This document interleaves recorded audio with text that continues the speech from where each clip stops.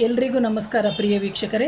ಎಷ್ಟೋ ಜನ ಹೆಣ್ಮಕ್ಳಿಗೆ ಸಂಗೀತ ಕಲಿಯೋಕ್ಕೆ ಅಂತ ಹೋಗ್ತಾ ಇರ್ತಾರೆ ಅಥವಾ ಗಂಡು ಮಕ್ಕಳು ಕಲಿಯೋಕ್ಕೆ ಅಂತ ಹೋಗ್ತಾ ಇರ್ತಾರೆ.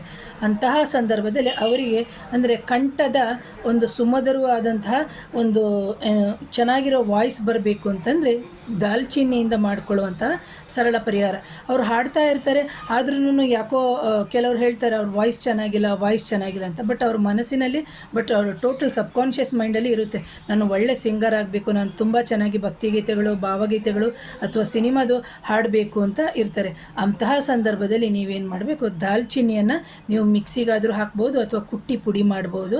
ಕುಟ್ಟಿ ಪುಡಿ ಮಾಡಿಬಿಟ್ಟು ಅದನ್ನು ನೀವೇನು ಮಾಡಬೇಕು ಅಂದರೆ ದಿನಾ ಬೆಳಿಗ್ಗೆ ಒಂದು ಲೋಟ ನೀರು ಕುಡಿದ ನಂತರ ಖಾಲಿ ಹೊಟ್ಟೆಯಲ್ಲಿ ಜೇನುತುಪ್ಪಕ್ಕೆ ಒಂದು ಚಮಚ ಜೇನುತುಪ್ಪಕ್ಕೆ ಅದನ್ನು ಮಿಕ್ಸ್ ಮಾಡಿ ಕೊಡೋದ್ರಿಂದ ಖಂಡಿತವಾಗ್ಲೂ ಈ ಮಕ್ಕಳಿಗೆ ಅಂದರೆ ಸಣ್ಣ ವಯಸ್ಸಿನಲ್ಲೇ ಕಲಿಸ್ತಾ ಇರ್ತೀರಲ್ವ ಮಕ್ಕಳಿಗೆ ಪ್ರಾಕ್ಟೀಸ್ ಮಾಡೋಕ್ಕೆ, ಸಂಗೀತಕ್ಕೆ ತುಂಬ ಅತ್ಯಂತ ಅನುಕೂಲ ಆಗುತ್ತೆ. ಒಂದು. ಎರಡನೇದಾಗಿ ಯಾರಾದರೂ ದೊಡ್ಡವರು ಅಷ್ಟೇನೆ ಪ್ರಾಕ್ಟೀಸ್ ಮಾಡ್ತಾ ಇದ್ದಾರೆ, ಅವ್ರಿಗೂ ತುಂಬ ಇಂಟ್ರೆಸ್ಟ್ ಇರುತ್ತೆ, ಅವ್ರಿಗೆ ಯಾಕೋ ಸ್ವಲ್ಪ ಗಂಟ್ಲಿನ ತೊಂದರೆಗಳು ಪದೇ ಪದೇ ಬರ್ತಾ ಇರುತ್ತೆ ಅಂತಲೇ ಅಂದ್ಕೊಳ್ಳಿ.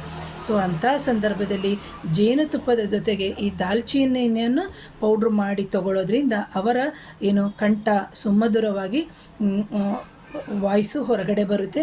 ಹಾಗೆ ಕೇಳೋಕ್ಕೂ ಕೆಲವರಿಗೆ ತುಂಬ ಇಂಪಾಗಿರುತ್ತೆ. ಯಾಕಂದರೆ ಇದು ಕಂಠಶಾಸ್ತ್ರ ಅಥವಾ ಕಂಠಕ್ಕೆ ಸಂಬಂಧಪಟ್ಟಿರುವಂಥ ಒಂದು ವಿಚಾರ.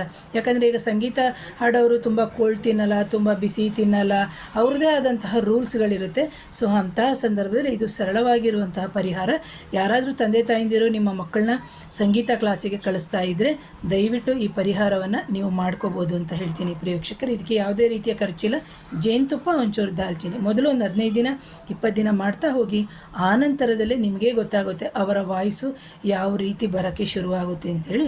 ಹಾಗಾಗಿ ನನ್ನ ಈ ಚಾನಲ್ನ ಮೊದಲನೇ ಬಾರಿಗೆ ಯಾರಾದರೂ ನೋಡ್ತಿದ್ರೆ ದಯವಿಟ್ಟು ಚಾನಲ್ನ ಸಬ್ಸ್ಕ್ರೈಬ್ ಮಾಡಿ, ಶೇರ್ ಮಾಡಿ, ಕಮೆಂಟ್ ಮಾಡಿ. Thank you.